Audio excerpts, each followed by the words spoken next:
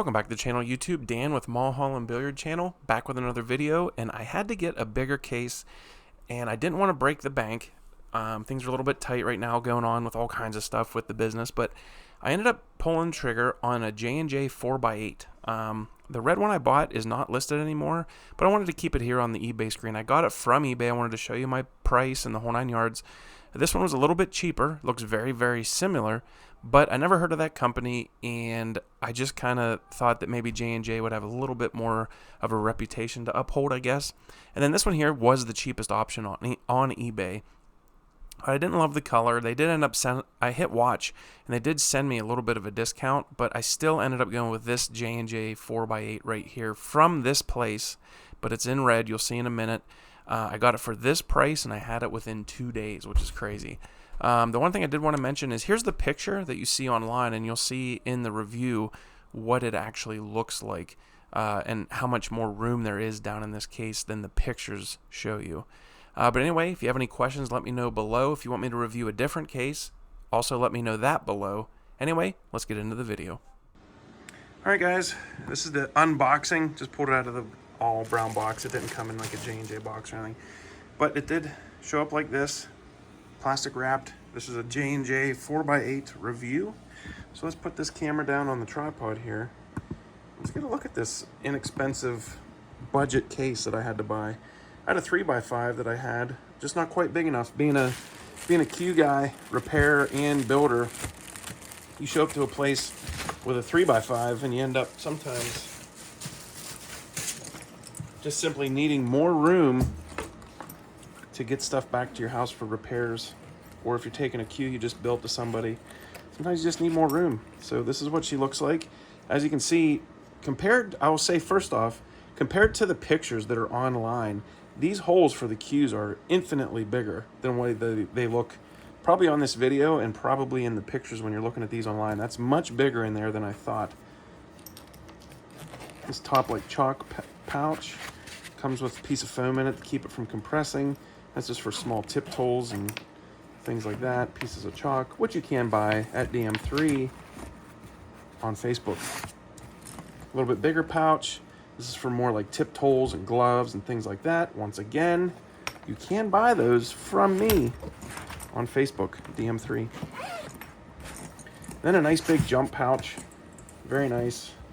Actually, you know what? No, it's got the old school, I shouldn't say old school, but it's got the really nice zipper for either a jump butt or an extension here, which stay tuned, DM3 is coming up with an extension that is also your jump cue butt.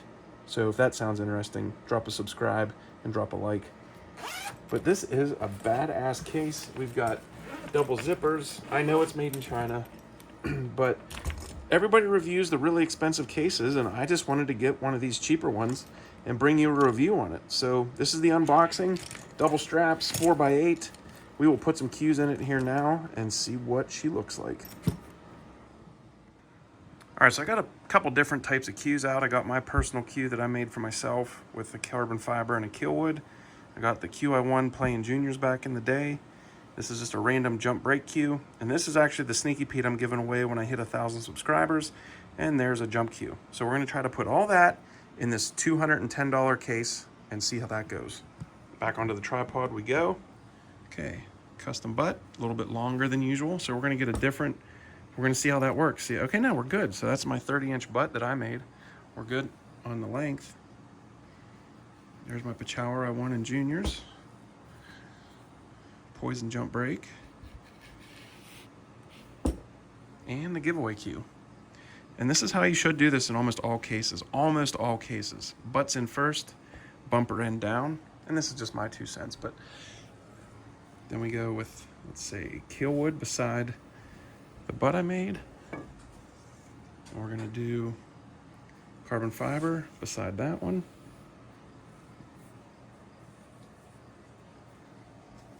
Jump brake shaft beside the jump brake butt. Sneaky Pete shaft beside the giveaway Sneaky Pete.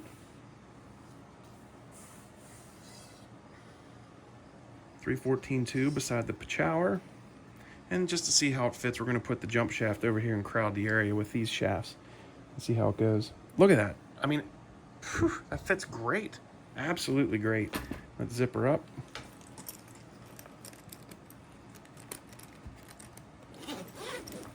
Zips up real nice. Then this is pretty self-explanatory, but let's put her in there just to see. Let's spin this around. Jump butt goes in the jump pouch. Zips up real nice. I'll tell you what, it's a nice looking case too, in my opinion. But let's keep filling it up. I'm gonna grab some tip tools and all kinds of stuff, and let's fill up these pouches and stuff and see how it goes. All right, guys, back with the tip tools. I got 2 gloves. I got some sandpaper, a little bit of emery cloth, real high grit sandpaper, ultra high grit sandpaper, some spots that are always come in handy, top tip, piece of Kamui chalk, Kamui shaper, tip tool, rag. I had to go up and get this out of the wife's dresser drawer. I couldn't find it. Just kidding. That's an old extension. We're just going to put that in there just to see. Then a piece of leather. So this is all going to go in there. Let's see how it all fits.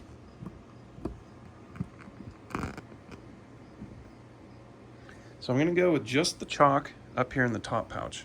Just going to kind of keep that separate. And then maybe just for quick use, we'll do the Kamui shaper that'll fit in there too. And we'll just keep that to just... Now, you know what? I'm going to go just chalk up there. And I'll usually have more than one piece. So then Kamui shaper, let's kind of stick to like the dirtier items in that pouch. We'll make that our dirty pouch. Sandpapers. All the sandpaper and tip tools and leather are all going to go in that middle pouch.